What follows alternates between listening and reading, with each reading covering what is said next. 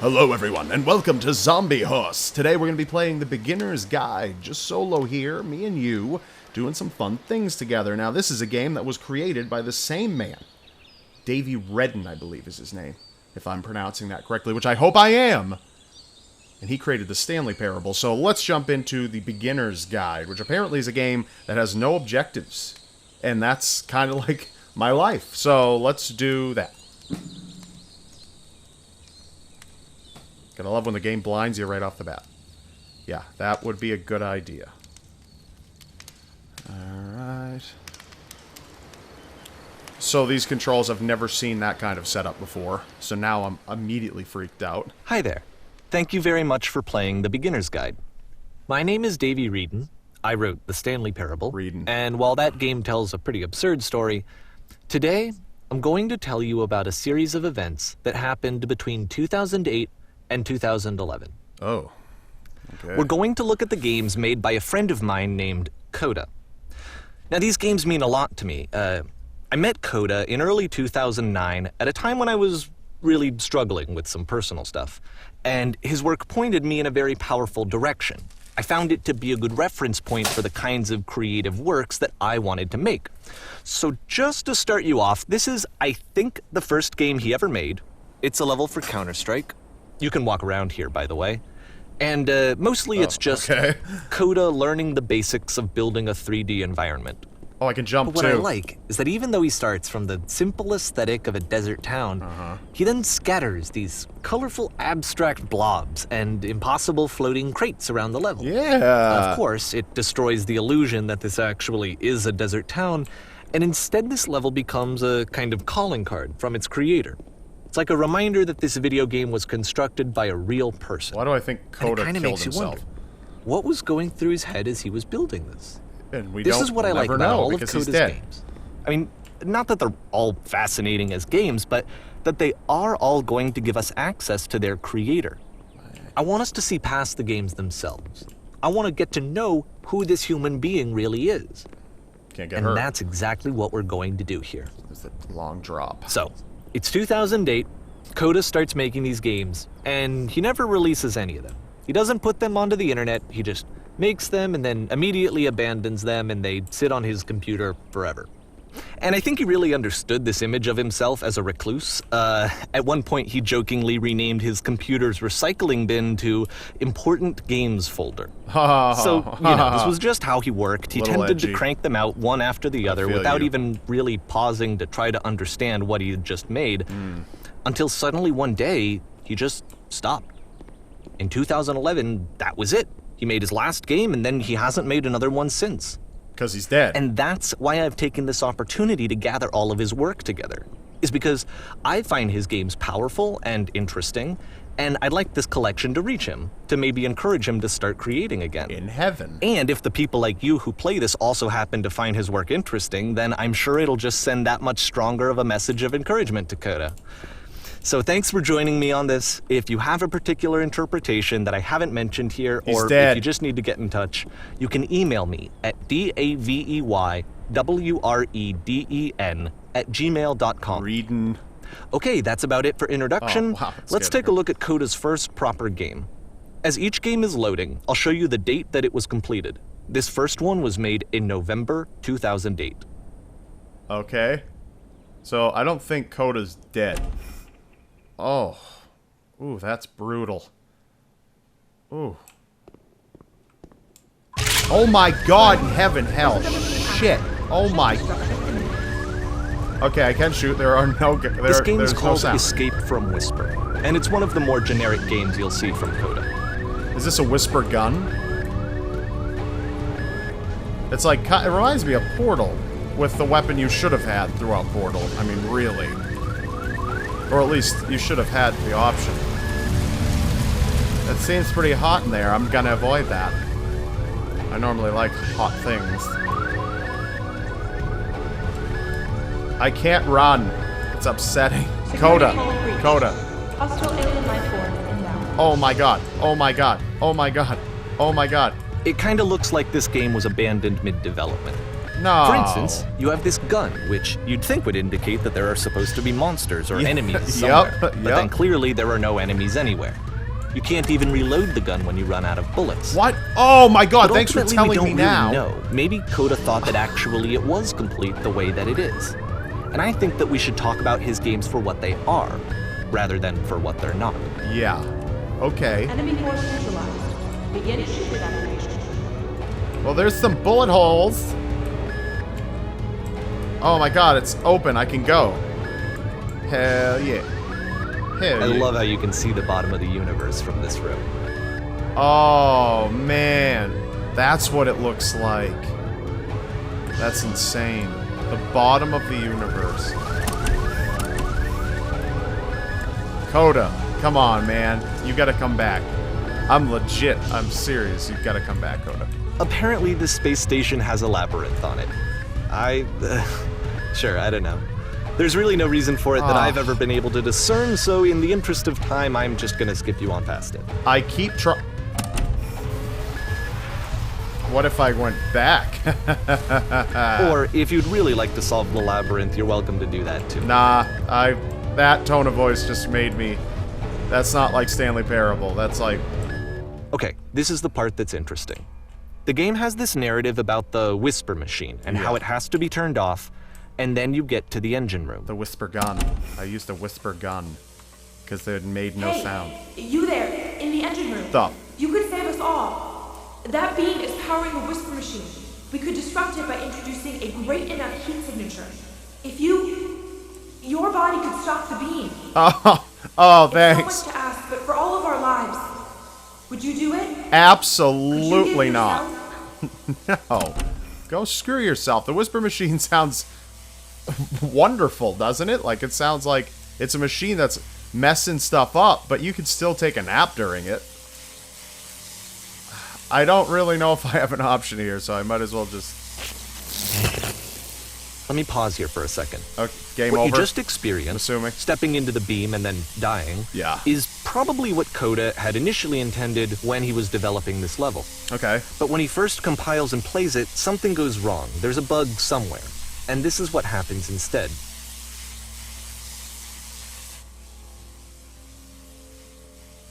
Uh-oh. Okay. Can we... Oh! Where's the bottom of the universe? There is no top, so... But there's The the beam bottom. causes you to start floating. And this is an important moment I for solved the labyrinth! Because yes, this is technically a glitch, but Coda identifies something human about it. Like how small it makes you feel in the face of this larger chaotic system. Or this floating could be the afterlife, a peaceful place, No. juxtaposed against all of the hysteria that you've just had to traverse. There's a I don't even scene. know. I have no idea what he was thinking, but what's clear is that after making this, something lodges itself in his brain. He wants to do more of these really weird and What do you mean? experimental designs. So he stops work on this and moves on to a stream of tiny little games that go in all sorts of directions. Let's go ahead and take a look at the first game he made after leaving this one behind. Can I, like... This isn't peaceful. Wow. I like Brick. Brick's cool. I can't exactly walk, but I can jump the hell out of one spot on the floor. I can't... Davey? Davey? Please? So try walking backwards. Oh. Yep. In this game, Now you I can feel only stupid. walk backwards. Oh, man. No kidding. All right. Okay, Coda. I feel you, bruh. I feel you, bruh. Oh. I feel you. Okay, so I'm going to keep going just right down here. But the future So could it's not- a short and relatively minimalist experiment combining motion and narrative. It is less advanced than the previous game, but actually it seems to be more focused, more complete. Coda's trying to give it a unique voice rather than simply basing it on a pre-existing trope. All right. Good job, Coda. Walking backwards. That's unique. That's unique. I'll give it to you. How will she find the strength? Well, that's a decent door to confront it. Where the hell did the door go? It's a short little thought, it says what it wants to say, and it's then over. it ends. Yeah. Didn't need anything more than that. All right. Which to me is why it works, because it gets out quick. Okay, next one. I don't know about that. Oh, no, no, no, no, no.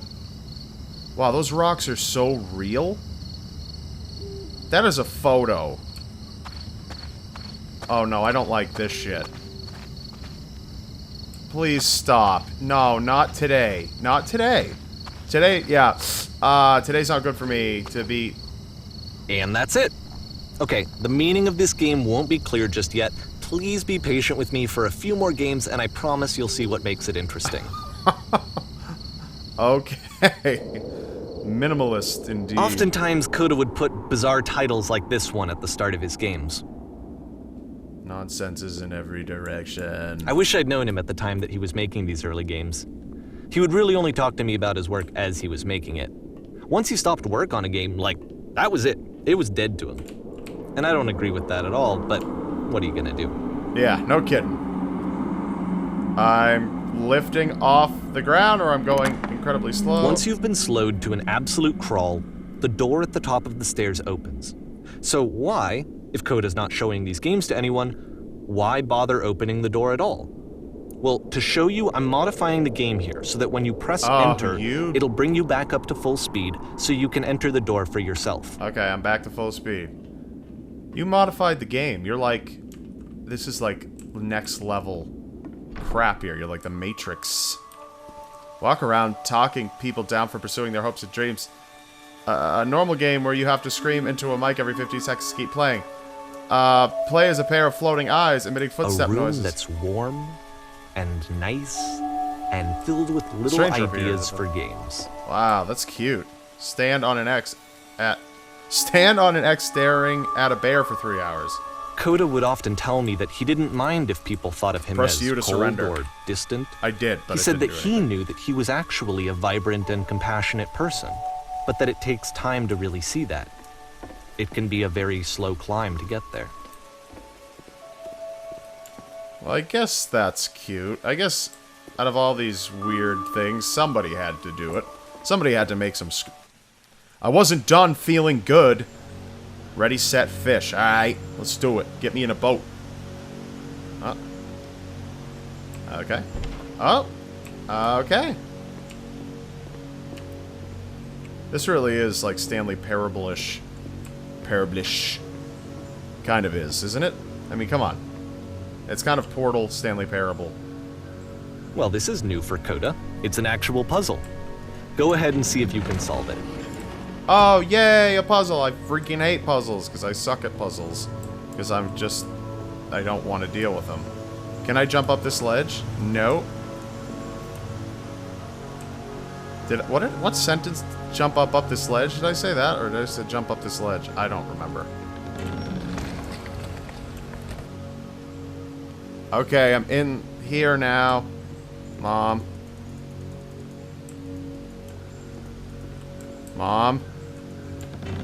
Don't forget that solution, because we're going to see this puzzle again soon. Oh, great. We're gonna see it a lot. My memory is also that of a squirrel that was run over by a car 6 weeks ago.